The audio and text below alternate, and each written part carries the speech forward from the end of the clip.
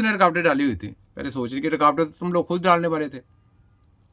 BEMS हिजरा Quran निकाला, जवाब दें जनाब, क्या नाम लेते हैं कि हकीम अब्दुल खालिक चौधरी साहब, BEMS हिजरा किसने निकाला? वो हकीम है। आप अपने आप को हकीम कहते हैं तो वो हकीम है। उनकी स्टडी करने वाला, मेडिकल की स्टडी करने वाला हकीम होगा, यूनिवर्सिटी में जाके तलीम करने वाला हकीम होगा, या उस्ताद से सीखने वाले का नाम हकीम है? ये आपने बताना है, ठीक है। ये ले, ये देखें, ये पोस्ट आपकी है जनाब, मुझे किसी ने सेंड की। ये शक्ल आपकी है, ये देखें, मैं बड़ी करके दिखाता हूँ। ये ले, शक्ल आपकी है, ये ले, ठीक है।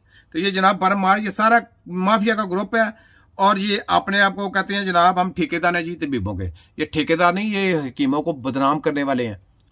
हकीमों के नाम पे एक दब्बा है, जो जिनको तबीब की पहचान है, जिनको तिब और तबीब के लिए काम करने की पता ही नहीं कि तिब और तबीब के लिए काम क्या करना है। तो ये सलाले तिब इसको कह दिया, वो सलाले नहीं दलाले तिब है।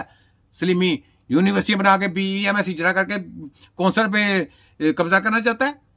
दलाले, ये दलाले तिब हो गया ना, जाने के अपनी कौंसल नहीं बनाई। और जो FTJ का जहाँ पे फास्ट टेक्नोलॉजी जंगजू तैयार होते हैं, जिन्होंने मेहनत करके तबीब बनना होता है, उस जगह पे कब्जा कर लिया, उस फैले तैयार करके आगे खुर्द बुर्द करके सबके साथ मीटिंगें की हुई हैं। ये है ना, यही है। मरियम 840 शबाशी साहब आपके पास आ रहे हैं जनाब, ये फैले लेके सिग्नेचर कर रहे हैं।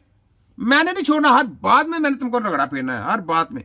आगे सुने, ले ये देखें। टॉपिक हम कवर करेंगे, उसके अंदर आ जाता है नी पेन, घुटने का दर्द, उसकी कॉजेस क्या क्या हो सकती हैं, फिजिकल थेरेपी में विदाउट मेडिसिन एंड सर्जरी उसका क्या ट्रीटमेंट प्लान है। करेंगे। घुटने के अंदर साइनोवियल फ्लूइड होता है। जब आप वॉक करते हैं तो साइनोवियल फ्लूइड एक कुशन प्रोवाइड करता है। वो कुशन जो है आपस में दोनों जॉइंट्स को रगड़ खाने से महफूज करता है। Aahista Aahista by the age या वेट ज्यादा होने की वजह से, excessive movement of the joint की वजह से साइनोवियल फ्लूइड कम हो जाता है और आपस में जो दोनों जॉइंट है वो रगड़ खाते हैं। रगड़ खाने की वजह से नोके बनने शुरू हो जाती हैं। पेशेंट्स कंप्लेन करते हैं कि हम जब डॉक्टर साहब चलते हैं तो क्रैक की आवाज आती है, क्रैकिंग साउंड सुनाई देती है। और उसके अलावा क्या होता है कि नी लॉक होना शुरू हो जाता है, उठते ही एकदम वजन नहीं पड़ता, और इस तरह के डिफरेंट जो है उनकी शिकायत होती है।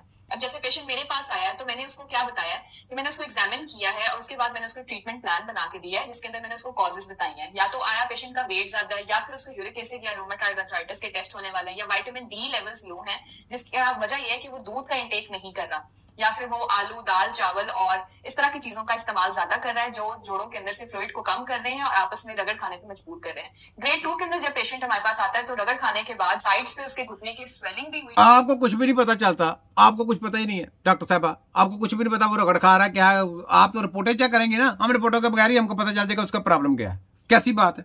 आप तो रिपोर्टें चेक करेंगी, रिपोर्टें करने के बाद कि क्या कुछ हो रहा है, हमको रिपोर्टें चेक करने की जरूरत ही नहीं। जी कौन सी टेक्नोलॉजी है? आपको छितर फेरने वाली टेक्नोलॉजी है कि नहीं? आप जेली स्टडी करके आई हैं कि नहीं? डेड बॉडी की स्टडी करके आई हैं कि नहीं? माने ना, आपको कुछ नहीं पता। मेरा चैलेंज है, कुछ भी नहीं पता आपको। आप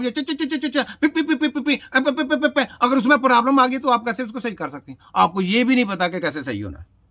आप जितने मर्जी इंजेक्शन लगा लें, जितने मर्जी सर्जरी का लें, जो मर्जी का लें, वो कभी भी सही नहीं हो सकता। घुटने में उसकी टिकटी कैसी रहेगी, वो कैसे सही होनी है वो पता है, वो तबीब को पता है, किसी और को पता ही नहीं है। हमने तो इसमें PID काली हुई है, PID से ऊपर, PID से 200G तुम्हारे पास अंडा टेक्नोलॉजी पता है कितनी है? ठीक है, आगे बोले। ये ले, किधर गया?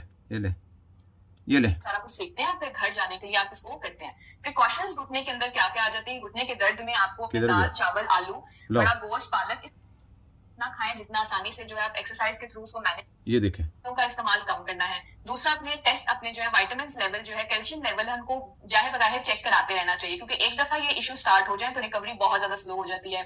पेशेंट्स की नोकें जो बननी शुरू हो जाती है, यानी कि साइनोवियल फ्लूइड कम। कोई भी टेस्ट कराने की जरूरत नहीं, कोई भी चीज इनकी खाने की जरूरत नहीं, कोई विटामिन के खाने की जहर है, कोई भी विटामिन से आपका इसका सही नहीं हो सकता। ये एक टेक्निकल चीज है, ये एक टेक्निकल काम है, बड़ा एहसास काम है, इसको समझ के करना है। समझ के साथ करेगा तो फिर ये आपका प्रॉब्लम सॉल्व होगा, वरना सॉल्व भी नहीं हो सकता।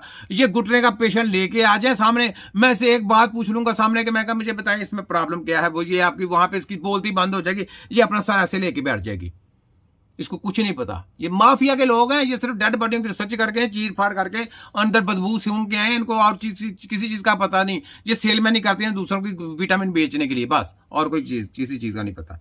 ठीक हो गया? बताने का मकसद आपको वही था कि सेलमैन। ये ले, शेर सुने।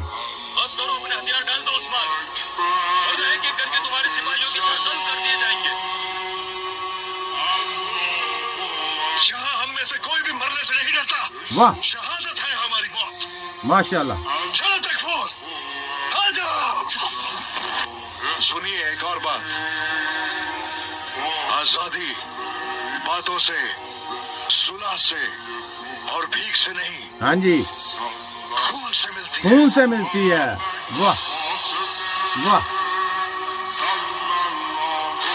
वाह, क्या बात है, क्या बात है, क्या बात है। देखे, सुलह से नहीं मिलती, आजादी जब भी मिलती है खून मांगती है, तो खून देने